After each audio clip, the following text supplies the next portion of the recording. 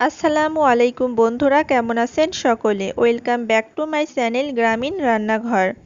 আজকে আমি টক ঝাল মিষ্টি জলপাইয়ের আচার রেসিপি নিয়ে চলে এসেছি। তার জন্য এখানে 1.5 কেজি জলপাই সুন্দর মতো বেছে ধুয়ে নিয়েছি।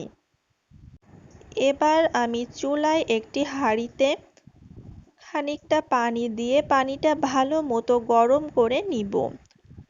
এবার এখানে দিয়ে দিব ধুয়ে রাখা সেই জলপাইগুলো। এবার এটা আমি ভালো মতো 10 মিনিট জাল করে সিদ্ধ করে নিব। ফিরে আসছি 10 মিনিট পর। 10 মিনিট পর এই যে দেখেন আমার জলপাইয়ের কালারটা কি সুন্দর পরিবর্তন হয়ে গেছে এবং ফেটে গিয়েছে জলপাইগুলো। এবার আমি নামিয়ে ছেঁকে নিব। এই যে আমি পানি ঝরিয়ে নিয়েছি, এবার এটা ঠান্ডা করতে রেখে দিব। এবার আমি নিয়েছি 1 টেবিল চামচ জিরা, 2 টেবিল চামচ পাঁচফোড়ন, 6টা শুকনা মরিচ, 2টা তেজপাতা। এবার আমি একটা তাওয়ায় এগুলো সুন্দর মতো নেড়েচেড়ে ভেজে নিব। ভাজা হয়ে গেলে এগুলো আমি সুন্দর মতো গুঁড়া করে নিব। আবার চলে আসলাম জলপাইয়ের কাছে। আমার জলপাইগুলো একেবারেই ঠান্ডা হয়ে গেছে। এবার আমি জলপাইগুলো আলতোভাবে চেপে চেপে ম্যাশ করে নিব। এভাবে আমি সমস্ত জলপাইগুলো ম্যাশ করে নিব। এবার আমি চুলায় একটা কড়াইতে 1 কাপ সরিষার তেল দিয়ে দিলাম। এবার আমি ফোড়ন দিব 2টা তেজপাতা, চিড়ে রাখা 4টা শুকনা মরিচ। এবার এটা একটু নেড়েচেড়ে আমি এখানে দিয়ে দিব ম্যাশ করে রাখা জলপাইগুলো। এবার আমি এটা ভালোভাবে একটু নেড়েচেড়ে দিব। এভাবে খানিকক্ষণ নেড়েচেড়ে নিব। এবার এখানে দিয়ে দিব 2 কাপ চিনি।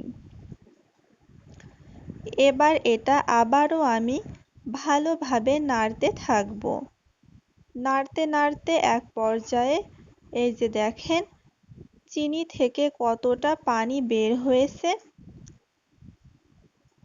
এবার এটা এভাবে একটু নেড়েচেড়ে এখানে দিয়ে দিব 1 টেবিল চামচ লবণ। এবার এটা আবারও নাড়তে থাকব। খানিকক্ষণ এভাবে নেড়েচেড়ে এবার দিয়ে দিব 1 টেবিল চামচ রসুন বাটা। রসুন বাটার সময় আপনারা অবশ্যই কিন্তু পানি দিবেন না। পানি দিলে কিন্তু আচারটা অনেক দিন সংরক্ষণ করা যায় না। এ পর্যায়ে আমি অফ ক্যামেরায় গুঁড়া করে রাখা মশলাগুলো দিয়ে দিয়েছি। এভাবে নাড়তে নাড়তে এই যে দেখেন আমার আচারটার কি সুন্দর একটা কালার চলে এসেছে এবং পানিটাও কিন্তু অনেকটা শুকিয়ে গিয়েছে। এটা একটু হালকা নরম নরম রেখে আমি এটা নামিয়ে অন্য একটা পাত্রে ঢেলে নিয়েছি। এই যে দেখেন আমার আচারটা কিন্তু কতটা নরম আছে। এবার এটা আমি ঠান্ডা করে ফিরে আসছি 2 ঘন্টা পর। 2 ঘন্টা পরে এই যে দেখেন আচারটা অনেকটাই এঁটে গিয়েছে। এবার আমি এটা একটা কাচের বয়মে সংরক্ষণ করব। তার জন্য এখানে আমি নিয়ে নিয়েছি একটা কাচের বয়ম। এবার এখানে দিয়ে দিব খানিকটা লবণ। লবণ দিলে আচারটা নষ্ট হয় না, বছর জুড়ে সংরক্ষণ করা যায়। এবার আমি এখানে আচারগুলো উঠিয়ে দিব। এভাবে সবগুলো আচার আমি উঠিয়ে দিব। এবার এটাকে আপনারা নরমাল তাপমাত্রায় বছর জুড়ে সংরক্ষণ করতে পারেন। একেবারেই নষ্ট হবে না। আমার ভিডিওটা আপনাদের ভালো লাগলে লাইক, কমেন্ট, শেয়ার করতে ভুলবেন না। অবশ্যই একটি সাবস্ক্রাইব করবেন। ধন্যবাদ সবাইকে।